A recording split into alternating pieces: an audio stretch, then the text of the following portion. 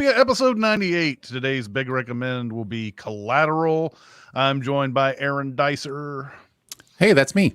And Jeremy Scott. That's you. And I'm Chris Atkinson. Hey, that's me. And welcome chat for coming in here today. Thank you guys for coming in. And chat's already lively, and everybody's saying hello and good morning, and I'm having my coffee and all that other type of stuff. And all that. I love that. I love that type of stuff. Anyway, anybody have any small recommends to kick us off? I will start. Do it. I will start with a brand new film on Netflix called Society of the Snow, directed by J.A. Bayona. Who has had an interesting career. He directed The Orphanage and A Monster Calls, but he also directed Jurassic World, Fallen, whatever, Order. While prepping for this, I looked him up. He's 9 days older than me. Which means he's like 15 days older than Dice or something. Right, yes. And, comparing that to my own accomplishments, he's made a lot more films than I have. This is a new film about the story you've probably heard before of the rugby team from Uruguay that crashes in the Andes Mountains on their way to Chile. There was a film called Alive back in the 90s. Ethan Hawke was in it. And this Society of the Snow is going for a much more realistic take. There are no Hollywood stars in this. Most of these guys are unknowns and or first-time actors, guys and girls. It's all in Spanish, and it's so realistic that I don't know that I will ever watch it again. This is not like Requiem for a Dream, where I say it's great, but I never want to see it again, but you don't necessarily need to see it. I kind of feel like this is one of those films people need to see because it is hugely inspiring as much as it is harrowing. But the plane crash is the most frightening plane crash I've ever seen in a movie, ever. I was watching it like this, literally had my arm over my mouth. If you are concerned, and you should be, look up Does the Dog Die for any triggers you might have. If you know a little bit about the story, you know some of the awful things they had to do to survive. But it is just a home run of a film, in my opinion, and I hope that it gets some awards acknowledgement. So there you go. It's on Netflix. Brand new, 90 on Rotten Tomatoes, 7.9 on IMDb, which is high for IMDb. And I loved it, but I may never watch it again.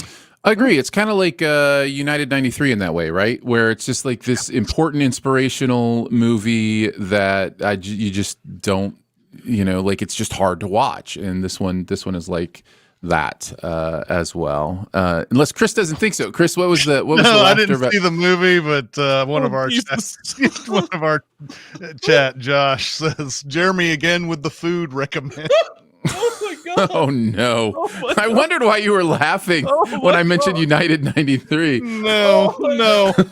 That was I was not paying attention. So that laugh was not for United 93. That's completely understandable. Completely understandable. Josh Zero just ending the podcast with that comment. Just amazing. No, I second Jeremy's thoughts on this, and to encourage a watch. It does everything Alive does better. Because it feels more authentic, it feels more real, it feels less Hollywoody. It corrects a lot of the mistakes that movie made in casting. I'm telling you right now, I would be one of those people that just fell asleep and died the first night. I would not last in this situation. Yeah. And what it takes for them to do it it's incredible. Yeah, it's wild. Possibly the greatest survival story of all time. It's pretty impressive. So yeah. All right, Aaron. My small recommend is a Studio Ghibli film called Only Yesterday. This is 1991. I'd never even heard of this before, but I've been trying to get a little more into that studio stuff and kind of go through in order the stuff that they're doing or have done. Isao Takahata, I'm going to say, I could be completely wrong, I apologize if I am, wrote and directed this. This is his follow-up to Grave of the Fireflies, which I think I've talked about previously on the show. It's a great movie. This is also a great movie. I was blown away by this movie. In fact, I'm really blown away that it was a dude that wrote and directed this, because it feels so, there's an authentically, in my opinion, again, I'm a man as well, so maybe it's not, but it feels like an authentically female story here, coming of age, where a woman who is in her 20s is nostalgic for the memories of her youth, but then also remembering the trauma and the different things that happened and how it's informing who she is today. It's pretty impressive emotional work. I was engaged the entire time just in who this woman is, how she became that way. Some of the childhood stuff is just, it's that childhood stuff where you're just like, oh, I remember, like, it makes you remember being a kid and what it felt like to be confused or in awe of things, or it's just really empathetic work, and I really enjoy this movie. So I wanted to throw it on people's awareness pile, because it was not on my awareness pile at all. Yeah, those movies seem to slip through the cracks a lot of times. Like I had never heard of Graveyard of the Fireflies until like I looked at the IMDb top 100 one time, and I was like, "What the hell is this?" And and it was really hard to find that movie too. So like, you know, but all these movies seem to slip. I've never heard of this movie, so yeah, I had neither. So yeah, there's a lot on my list as well that I still need to see. I recently got a Studio Ghibli like box set that has like all of their movies. So that's kind of how I've been working through. Nice. I would highly recommend it. It's a great work through. So yeah. Yeah. How many of them are in that set? Oh, I don't remember. It's a lot. I was gonna say lots and lots. Yeah, lots and lots. Chris, did you have any small recommends? Good. The Holdovers. Alexander Payne's not so new one now at this point. I watched this probably a month and a half ago, somewhere around there. But this stars Paul Giamatti, who's always great and who's always, I feel like, going to be underrepresented by Oscar nominations and awards for his work in all sorts of things. I think he still to this day has only been nominated one time, and that was Cinderella Man, which is just hard to believe considering what he has done over his career. But this is about a school, a private school, where he's not a very popular teacher whatsoever. People hate taking his classes, and because he does something that offends the head principal guy of the school, he is made to be the guy who has to stay for Christmas vacation basically babysit for kids who have been left behind or can't go home for the whatever reason, or there's all sorts of different reasons. It's like 6 or 7 kids who get left behind, so he has to do that duty. One of the kids, played by a newcomer, his name is Dominic Sessa, he has his plans for Christmas. He's gonna go to this, like, you know, island or something, this tropical paradise or something, and those plans fall through. And this is after he's bragged to everybody where he's going and all of that. And then he finds out, oh, now I'm going to have to stay here, and he can't get in contact with his parents. And so, like, and also at the last minute, this other kid's parents comes in and says, I'm paying for a ski trip for everybody as long as you get your parents' permission. And so like all these other kids get to go on a ski trip while he can't get a hold of his parents for any reason. So most of the movie is Paul Giamatti and Dominic Sessa in this school and interacting and, you know, having this, like, you know, hate relationship and everything. But if you know movies, you know that this starts to warm over a little bit as they get to understand each other a little bit more throughout the picture. Another adult in this picture, played by Divine Joy Randolph, you may have seen in Only Murders in the Building and stuff like that. Also great in this movie. She plays a woman whose son who's been killed in Vietnam, and she's still struggling with it. And this movie's set in like 1970 or something like that. So typical great Alexander Payne stuff here. And if you were a fan of especially something like Sideways, which I think goes along well with this movie because of the Giamatti connection and the Payne connection, I think you'll really, really love this one too. So Giamatti won a Golden Globe last night, and there's a photo going around social media of him sitting at In-N-Out Burger in his tux with the Golden Globe sitting on the table. And it reminds me of that scene in Sideways at the end where he takes his fancy bottle of wine to some fast food joint and sits there quietly eating it. Anyway. I thought that's a purposeful reference, right? Like he did that purposefully to imitate that. That's so perfect, right? Like that's so perfect. I've seen plenty of golfers will win the Masters and then do something totally normal with the green jacket on, like go to McDonald's or whatever. Yeah. But yeah, it could be a reference to that. And I mean, he obviously liked working with Alexander Payne. But I have this is my vote this year for movie I would be absolutely shocked if Jeremy didn't absolutely love. This movie is going to be it will be shocking to me if you don't enjoy this, Jeremy. It's so fun. It's so interesting. Divine Joy Randolph is almost a lock to win the Oscar for this. Like, I didn't realize that. Yeah, she's the front runner for Best Supporting Actress. So it's really good. I love, you mentioned the ski trip thing. I love how this movie isn't afraid. Like, it almost sets it up like, oh, here's all the buddies and we're going to get to know this group. And then all of a sudden it's like, nope, they're all gone. And this is really about these two. And it's like, I love that. It feels almost great. Brave, because in most movies now, like, every character has to have an arc. Every character is with us from beginning to end. And this movie's like, no, we're going to focus on where the story wants us to focus. And I just think it really benefits from that. And yes, I saw the question by Flyboy that's way up on the chat now that asked, he didn't get nominated for Sideways. No, he did not get nominated for Sideways. He did not. That's the point. Like, there's so many, like, American Splendor is one he should have been nominated for and didn't.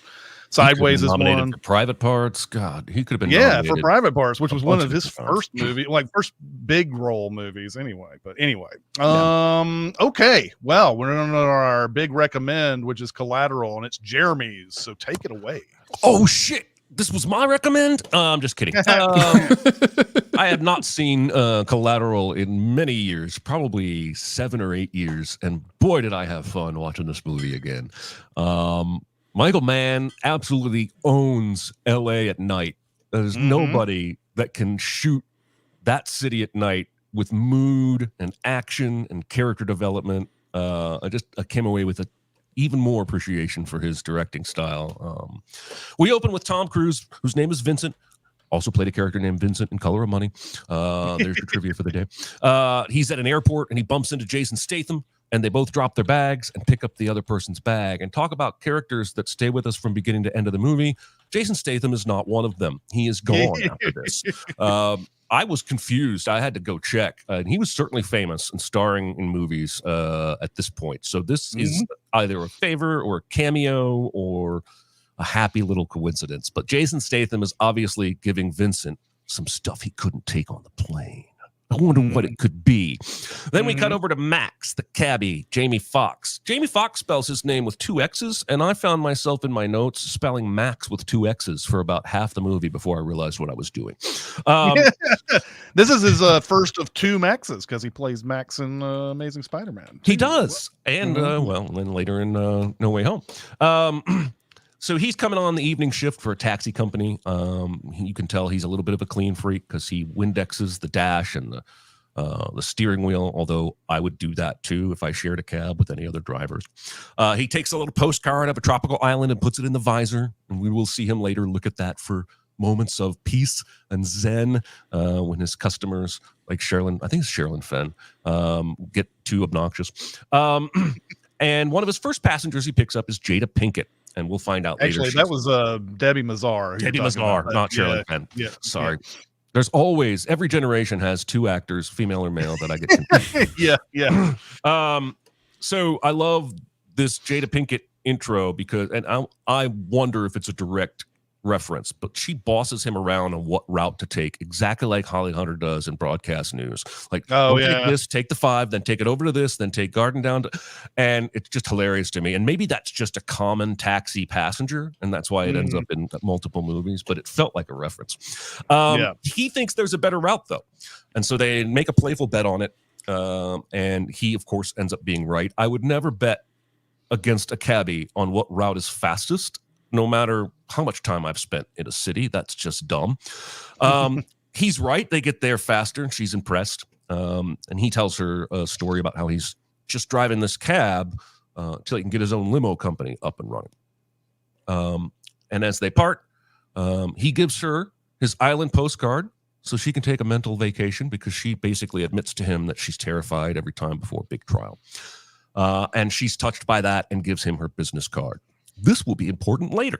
The next passenger he picks up immediately is Vincent, and Max almost misses him by just not realizing he's outside the door. And this is one of 15 massive coincidences that will happen in this movie. But I don't mind. If we were sinning this movie, we would be racking up a score.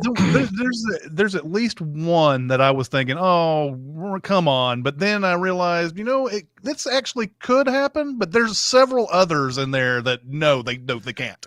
So yeah, I totally agree with you. So Vincent does get in Max's cab after Max is like, no, I'm good. And pretty quickly tells him he's got 5 stops to make for a real estate deal, and then he's going back to LAX to fly out on red eye, and he offers $700 to Max to drive him around all night. And despite the fact that this is against the rules, Max says okay, because hey, $700. I think all of us would accept this in this instant. Vincent gets out at the first stop and says, meet me in the alley behind the building. Then promptly goes upstairs and throws somebody out a glass window onto the taxi. Max is, understandably wigged the fuck out by this and tries to leave, but Vincent pulls a gun and forces him to help him move the body into the trunk. And it's at this point, after they take off, that we meet Mark Ruffalo. And Mark Ruffalo is a cop. He shows up to this apartment where the body was just thrown out the window, and there's obviously a crime that has happened, but there is no body. There is some blood and glass on the ground, and he calls for other detectives and backup.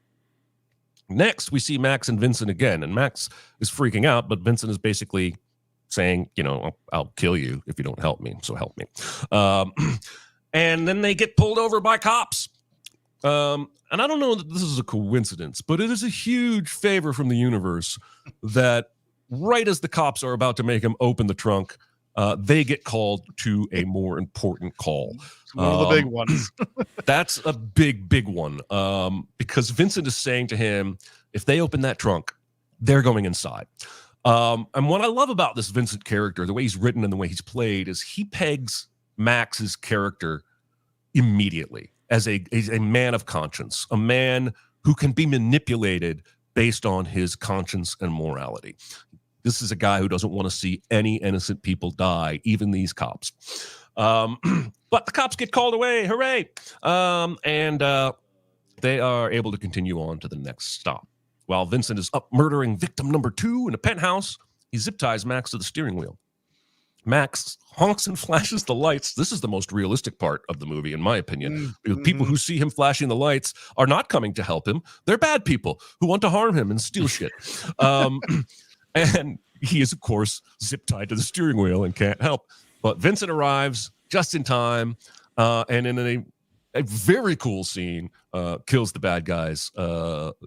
And I have a note from IMDb that I found during research that apparently this scene, like Tom Cruise's gun handling, is so good that they use it to train cops. And that does not surprise me, because we know now that Tom Cruise is a guy who throws himself into learning how to do things to be as authentic as possible. I doubt he actually killed people, but I wouldn't put it past him. You don't know. And back with the cops, Peter Berg is here now. And they find a casing in the apartment. And Ruffalo remembers a story about a night of killings in Oakland where a cabbie went around killing a bunch of different people. But some cops always thought there was another person in the car. giving those orders. Dun, dun, dun. Vincent takes Max to a jazz club. This is one of my favorite scenes in the whole movie. He basically says, we've got extra time. Let's go listen to jazz. Do you like jazz? And Max is like, no. And so they listen to a little bit of jazz, and Vincent is so impressed with one of the players. He asks the waitress, hey, can you have this guy come over and I'll buy him a drink when the set is done? And it's, played like this is just this classic jazz guy who, well, he even tells a story about playing with Miles Davis for 20 minutes on stage. And Vincent is awed by this story, and then drops a casual line like, I wish I could tell this story to the men in 2 C-name cities I don't remember. Cartagena, I don't remember. Cartagena is one of them. Is it? Oh, awesome. That is clearly a signal as the jazz man's face goes dead. And he repeats the cities and basically realizes he's about to be killed, and then begs for his life, says, I'll run away. You'll never hear from me again. And Max says, okay, or Vincent says, okay, we'll do a trivia question. If you get it right, I'll let you go. If not, and he asks him where Miles Davis learned to play jazz. And the guy says, well, everybody knows that. He went to Juilliard at age whatever. And Vincent immediately shoots the dude in the head. And Max, understandably, wigs out. There have been killings tonight, but none were right in front of him, 2 feet from his face. And Vincent will later tell us and Max that the actual answer to the question was that he dropped out of Juilliard after a few months and learned everything from Charlie Parker. Thank you, Charlie Parker. All right. So they have now killed 3 of the 5 victims. But the cabbie's boss is calling him incessantly. So he gets on the radio, and the cabbie's boss says, your mom won't stop calling me. She's calling me every 10 minutes. Why didn't you show up? She says. And Vincent says, wait, you visit your mom in the hospital every night? And Max is like, yes. It's like, then we got to do it, because we can't have any out of the ordinary things happening tonight, even though everything he's making Max do is out of the ordinary tonight. He's not picking up fares. He's not talking on the radio to his bosses. But this one thing, got to go see your mom in the hospital. Doesn't make tons of sense to me, but I don't care because it's a pretty cool scene. They end up actually sharing an elevator with Ruffalo's character, who I believe is named Fanning. Yeah. And while Vincent is talking to Max's mom, charming her, Max idiotically grabs Vincent's briefcase and bolts. And there's a foot chase because Tom Cruise always has to run. Yep. And they end up on this sidewalk overpass over the highway, and Max throws the briefcase over where it's destroyed by a passing semi. And that was dumb. We cut over to the morgue, and Ruffalo is shown multiple bodies dispatched execution style, and finds the body of a lawyer who is a criminal connected to the first crime scene's victim. So now the cops are starting to put the pieces together. Vince has Max taken to a place to meet Felix, who's connected with the people that hired Vincent, and basically says, because you threw all my stuff away, I'm going to make you go in there and pretend to be me to get backup copies for the last 2 victims. And he does, surprisingly. But we also find out here that there are law enforcement people surveilling this club that Felix is in. And they see him go in. They even spot the taxi after Ruffalo shows up.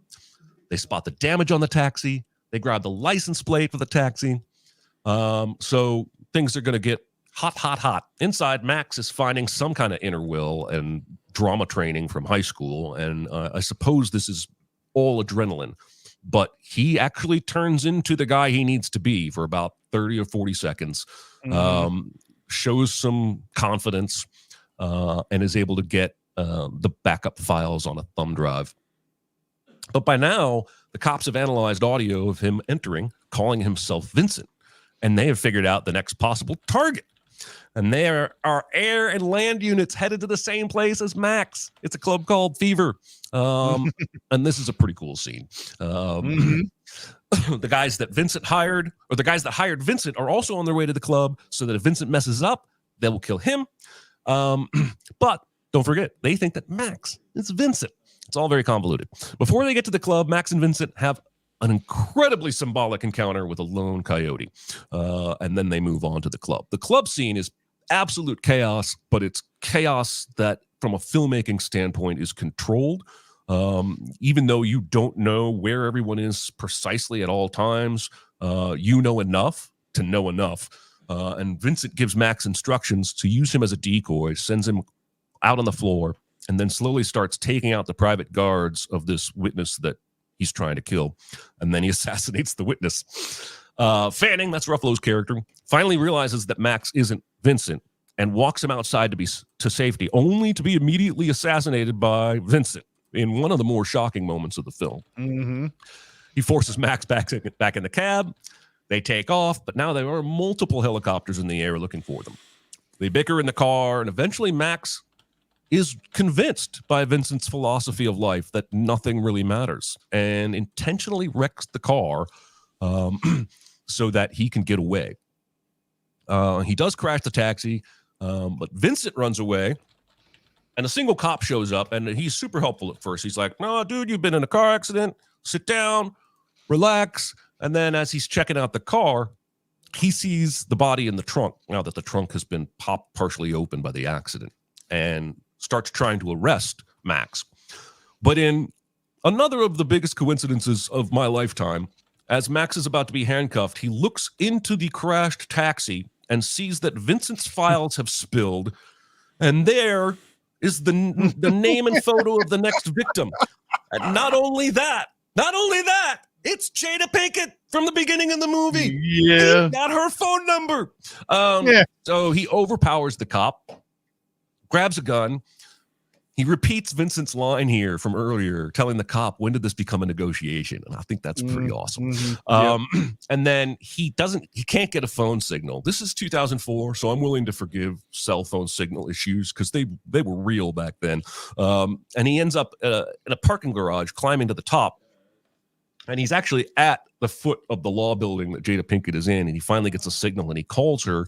And we're intercutting now between him trying to warn her and Vincent entering the building using the swipe keys that he got somehow from, I don't know, and stalking her. And this is a classic movie thing here, where he arrives at the office before she's had time to go anywhere, only for us to find out she's not currently in her office. She's 2 floors up in the law library. And so first, Max is like, "Well, just stay there." He doesn't know you're there. But he starts to lose his battery on his cell phone, of course. And the calls keep dropping. And then Vincent, who is smarter than anyone else in this whole movie, looks down and sees the lit line on the phone and realizes that somebody is somewhere in this building on the phone, and he knows it's her. And I think, correct me if I'm wrong, I think he can deduce from the phone light what floor she's on. There's a label underneath the light that says 14th floor. Okay, so he starts looking up, and then Max finally gets back through to her and says, "He knows you're there now. Oh, crap, I was wrong. He knows you're there now."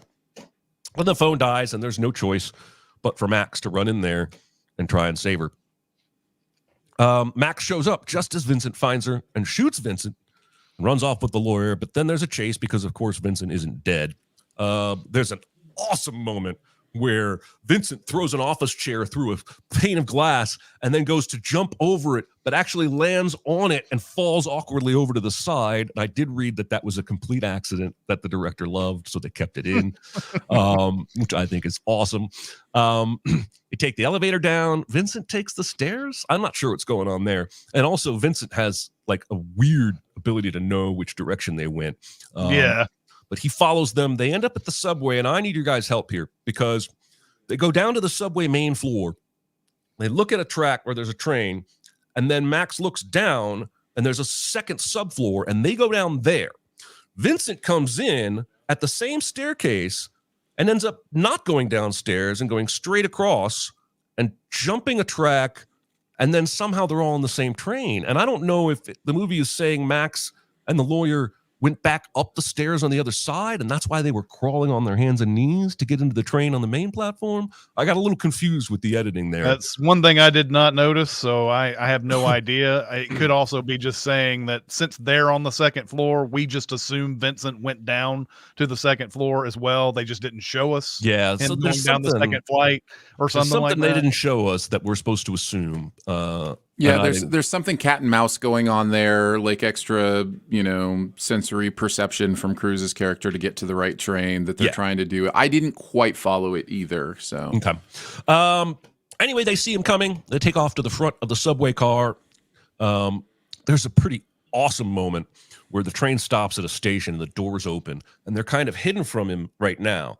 But Vincent steps outside the train and just basically waits for them to pop their head out. It's a very French Connection kind of homage. I mean, it's a little bit different from what French Connection does, but it still gives you the reminder.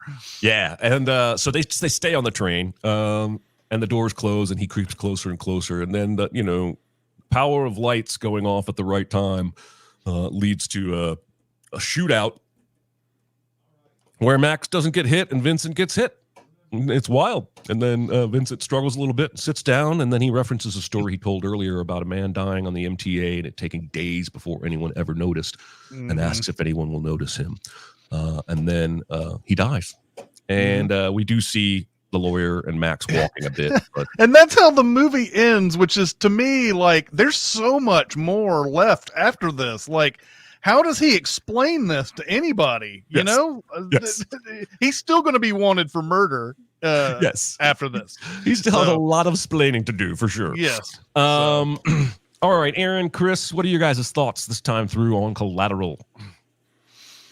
I love Collateral. Exactly what you were talking about. Michael Mann and L.A. is a really good combo. If you've seen Heat, then you're gonna. This is like the more actiony version of Heat, where it's not. It doesn't have a lot of long. The only long conversation is the jazz club, and that's such an interesting thing that Heat's got a lot of those like very ponderous conversations, and you're like you could fall asleep to it, but they're that way. But this movie's always constantly moving.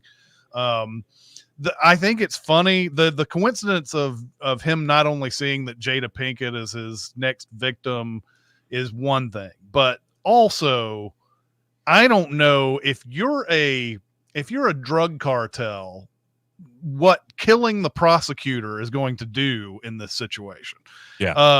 It's not like if you kill her, the case goes away. There'll be other lawyers that come up afterwards. That's the point of these big cases. Whereas the witnesses, those once they die, they're gone. They're gone. Witnesses make sense. Totally makes sense. I also never really understood. Maybe he explains this. I never really understood why Vincent needs the cab this whole time. Maybe he needs somebody who knows LA and he can get around fast and all that. Maybe that's the point. I think so. But I think if you're a professional, and I think if you're a professional, you would know kind of like how to get to places if you need to. I mean, as you said, he seems to know where all these guys, where Jamie Foxx is at any time. So if he's got that kind of like heat-seeking ability, then you would think that. So I never really understood that, and of course the keeping of the body in the trunk is a massive convenience for later, so that the big thing, that big crash and cop discovers it thing happens and everything. But because if you're storing a body in the trunk and you're worried that people are going to find it. There's a number of people who could be seeing you right now do that. So why don't I just move the body somewhere out of it? What's that? The guy, none of the other victims go in the trunk. He doesn't hide any of the other bodies. So I think partially what we're supposed to believe is that Max is the what's the word I'm looking for? He's framing Max. So the body in the trunk is one way to make sure that Max is connected to all of these crimes, and at the end of the day, that makes sense. Well, so I think he's purposefully doing that. Then don't throw him on top of the cab and make him a cop magnet throughout the rest of the. Well, and he explains that away by saying he shot him and it was the bullet in the fall is what killed him. So yeah, I think he's trying to say he didn't throw him out, but he shot him in front of the window and the guy staggered back and fell out. I don't know. Yeah, I don't think that there's anything other than you pointing a gun at his head that makes anything. I mean, like, yeah, you can frame him, but who's going to be looking for you anyway? I don't think that. I think that's still a plot device. I still think it's just a way to make things more on edge when they don't need to be. So some of what I read from Mann was that the Vincent character, it very purposefully picks the Fox character as and Patsy was the word I was looking for, and the chat came through with that. Thank you for that. As the Patsy in this, and that even the Jada Pinkett Smith thing is not a coincidence. That's purposeful. That cabbie gave her a ride already, and he was tracking, that to have that in, be part of the evidence and part of the suspects. But he wasn't. He almost didn't get into that cab.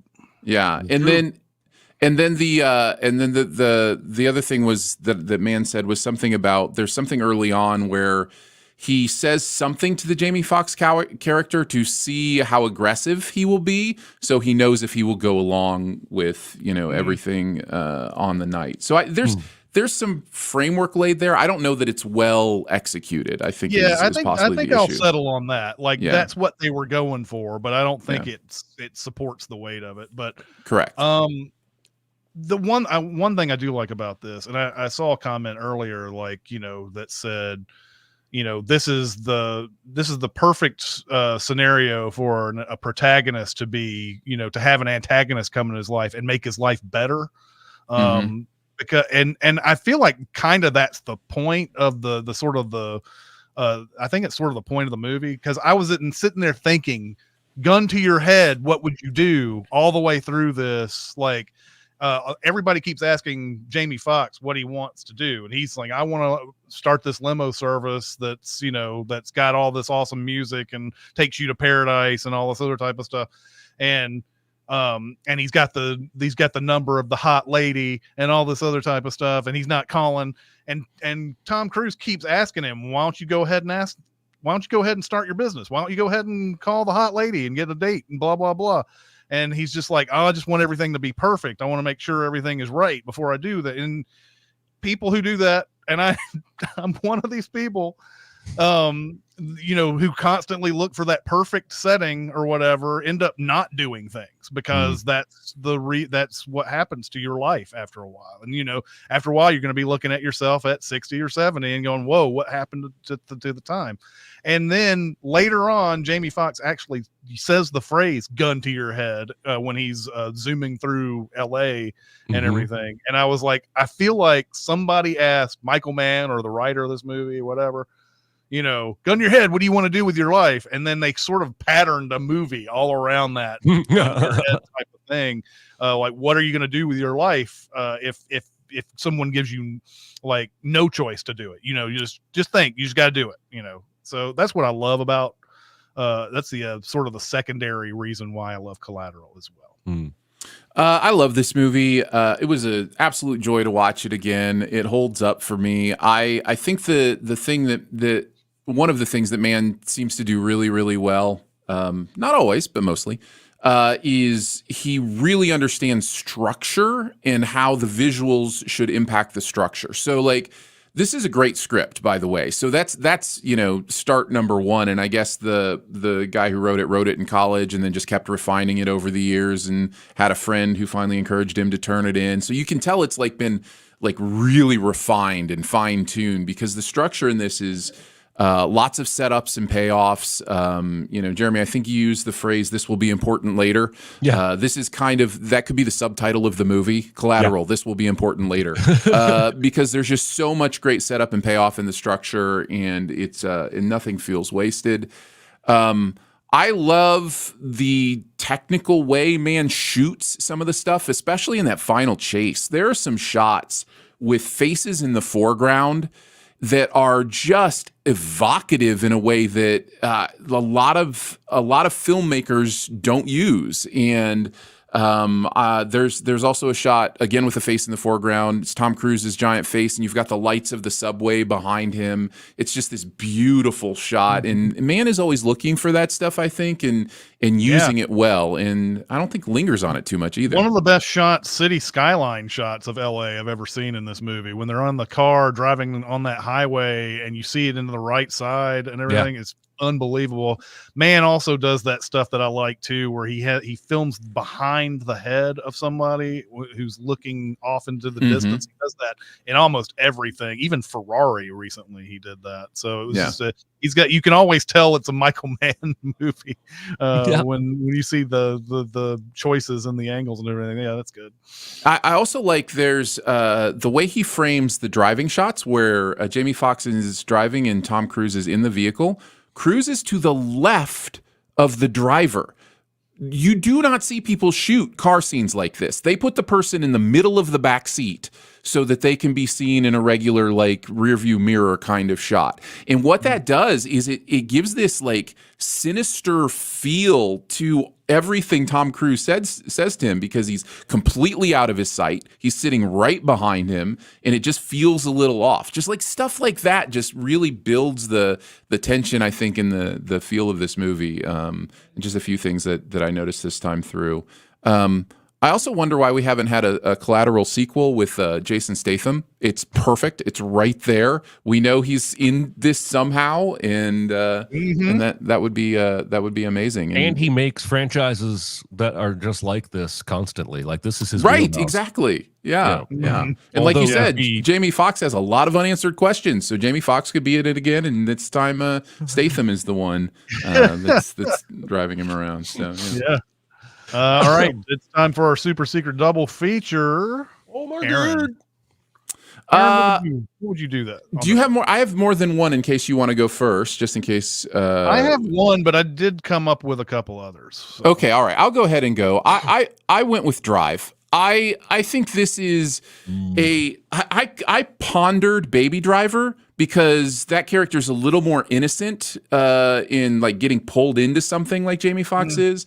But Drive has the better tone match and the better theme match, I think, with what's going on in Collateral. And it feels like a series of connections and falling deeper into this hole, even though Gosling's character from the beginning is doing side work that's like this. He still feels caught up in a way that I feel in Collateral as well. So Drive felt like a good double feature, kind of felt the same, and also has that city nightlife kind of thing going for it too. So yeah, I like it. Mine is going to be Falling Down, and mainly just because of the LA connection and the how LA is a character in the movie, and you have Falling Down probably should be a big recommend one day, but it's one of those Michael Douglas going through and basically just, this is like a man's just like, I've had it with everything about the world, and LA is a perfect representation of it, type of thing going on. I think it would go well with this movie. So that's the one that I thought. So I like it. Okay. All right. Well, that means next week's movie, it's on me again. And so I'm going back to my comedies of the decade thing. And I thought a long time on this one. I didn't know where I wanted to go. I feel like we started this podcast to bring you movies that you maybe haven't seen before, and that's sort of the gist of it. And through the first few of these decades here, I'm not as well versed in those decades, so a lot of the times it came down to movies that were popular back in the day. Now that we're hitting the 70s, there's a whole bunch more to choose from that I have seen and that I have to struggle over. And it's going to get worse and worse as it gets into the 80s, 90s, and aughts and everything else, because I'm going to have so many to choose from at that point. So I debated between Blazing Saddles and Young Frankenstein, but I thought that those have had their due. And I thought of a lot of Woody Allen stuff, but I felt like half the audience wouldn't want to watch a Woody Allen movie, so I didn't want to do that. I know I'm not afraid to recommend a Woody Allen movie, but at the same time, I want kind of everybody to be in on it. So we did here. Match Point, I think, while you were gone. Here Yeah, a few months ago, we did Match. Oh yeah, Match Point. No, I was not here for that. Okay, Yeah. well, that's a good one. It is. But so I'm gonna go to the well of Peter Sellers and recommend Being There from 1979. This movie is absolutely fantastic. It's so unusual. You will not be able to forget this afterwards. But Peter Sellers plays a person who is so simple in his thoughts that people think that he is saying very profound things, and he gets in with just the right crowd. Not that he's looking for this, and says some of these things that make him appear like he's ready to be like a serious politician and heavy player, and people keep pushing him towards that goal that he has absolutely no idea. That's what is happening. He is so simple in his thoughts that he has absolutely no idea what's going on around him, really. And so this is a great movie to discuss it. But yes, I saw also The Jerk thrown into that was another one that I thought of, but The Jerk is also another movie I feel like a lot of people know and have seen, and it's gotten its due, and I would love to do The Jerk, but this time we're going to do something that's kind of a dark comedy, kind of a satire. It'll be interesting to discuss this one. This is in my list of shame, so thank you for helping me tick that box.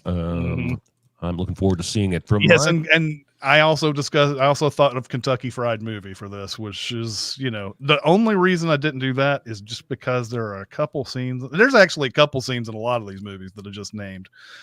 I don't know.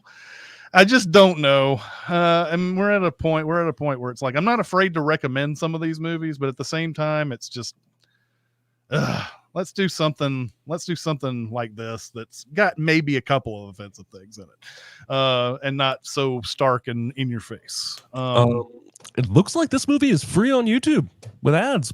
Oh yeah, which is a nice change of pace. You can also rent it from all your usual places, but I just pulled it up on YouTube and started playing it, and working just fine. So yeah. All right, I guess we got time for a question or two.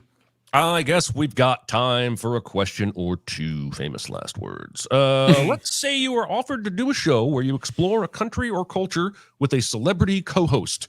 Where are you going, and with whom, and why is Jeremy going to Italy with Justin Timberlake?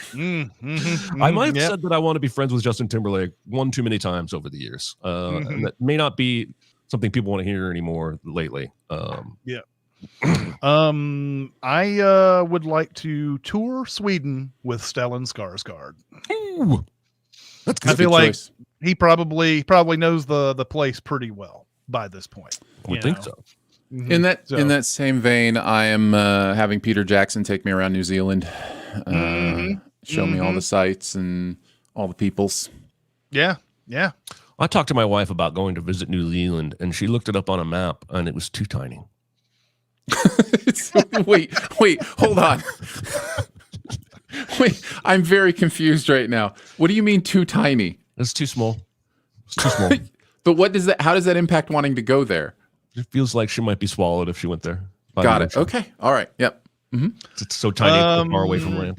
Looks like in the chat we've got, let's see, Australia with Sam Neill, Hugh Jackman, Austria with Daniel Bruhl, and then Togobot says I would go around Sweden, but with Rebecca Ferguson. Good call, very good call. Yeah, absolutely. England with Kenneth Branagh would be on there. So yeah, absolutely.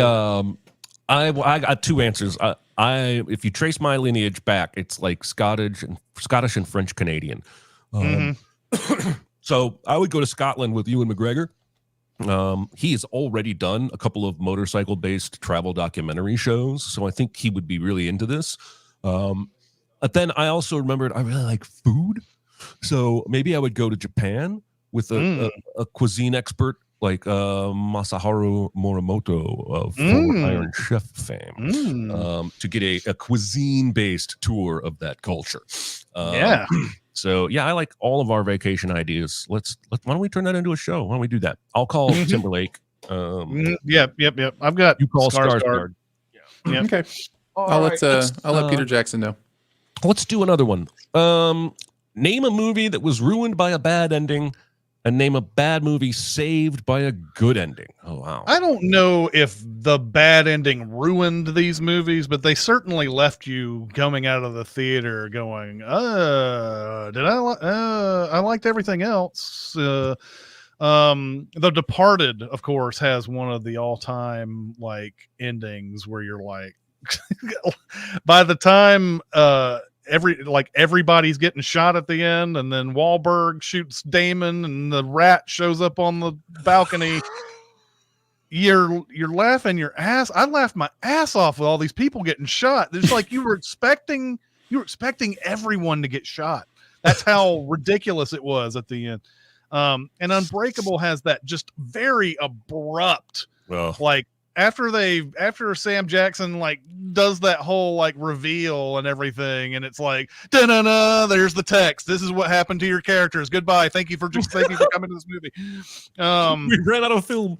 Yeah, exactly. As far as bad movie with a good ending, these are harder because I don't watch as many bad movies, and I don't really think many of them get saved by a good ending. But I thought New Mutants was one of these movies. I didn't like New Mutants all the way through until Anya Taylor-Joy started kicking all the ass at the end of the movie. Totally agree.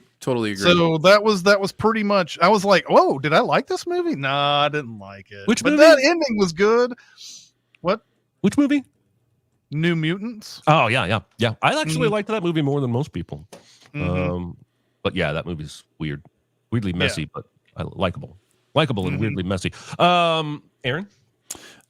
For good movie with a bad ending, Wonder Woman is what I win. Yeah. I was Holy loving that movie, and then the end just went. It almost was like the end just threw its hands up and was like, I guess we're a superhero movie, and this is what we do, you know. And it's just like, all right, but that's kind of boring and typical. So that would be my answer for that. As far as a good movie with a bad ending, I would like to associate myself with the remarks of the gentleman in the red shirt, which is Chris. This is really hard for me because I don't think it saves the movie. I couldn't think of a movie where a great ending saved what was already a bad movie. Because oftentimes in my brain, if the ending's great and it changes the rest of the movie, it's a good movie. It's not a bad movie with a good ending. So anyways, but I went with Anchorman 2. I didn't really enjoy Anchorman 2, but that ending had me rolling. And just cameo after cameo after cameo showing up, and just ultimate madness at the end. I just love that. It is great. The only thing I didn't like, I didn't like Anchorman 2 in general, but no, me either. The only thing about that ending is it's of course derivative of the first movie. I mean, they may just be like, hey, let's just go balls to the wall here. But then the other part of it is all of those actors are clearly like shot on different days and everything, and they're not interacting with each other. Yes. And I hate that there's not interaction with all those stars at the end. But yes, that is a fun like way to end that movie for sure. Yeah. I think I've gone on record before about how much I hate the ending of Eyes Wide Shut, and how, despite how bizarre that journey is, it hooks me and pulls me in, and I'm right there with him all the way up until the end, and it just kills it for me. Again, I agree with both of you. I'm not sure there's a bad movie that has an ending good enough to actually save the whole movie. But Bodies was one where about 3/4 of the way through the movie, I was like, I am so sick of this fucking shit. It is so much like everything I've seen before. Yes, this generation seems to be too obsessed with their phones and their blogs, and the people are entitled. But then there's a thing that happens, and it's a new enough movie, I don't really want to get too into it, but there's a thing that happens that casts everything in a brand new light that had me rolling. And it's almost worth watching just for that, although I don't think it makes the movie good.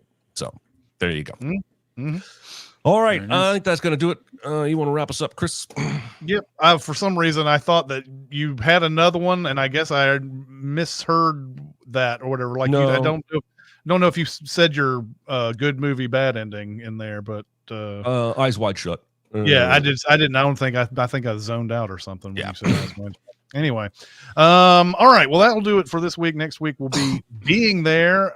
Who's not going to be there? Aaron's not going to be there. That's right. Wah, wah. Man hooky. Exactly. So yeah, he's off doing important movie critic things. So, But he will You know. supply us with his pick for the following episode so that we can give you your homework at the end. Yes. of this week. Yes. yes, he will. But again, thanks a lot, chat, for showing up and watching us today. We appreciate you so much for coming out and doing that and supporting us. So, anyway, that's going to do it for this week. We'll see you next week. See ya. And one other thing, next week we'll be at 11 a.m., not 11:15. We are moving the start time of the broadcast. That's right. To 11 a.m. So we'll see you at 11 a.m. Next. Well, they'll see you at 11 a.m. next we'll week. see a few of you at 11:15 who don't get the memo or forget and then come in partway through the show. Yes, exactly. Anyway, yes, we will be here a little bit earlier next week. So anyway, that'll do it for this week. We'll see you. Come on. Bye. Bye.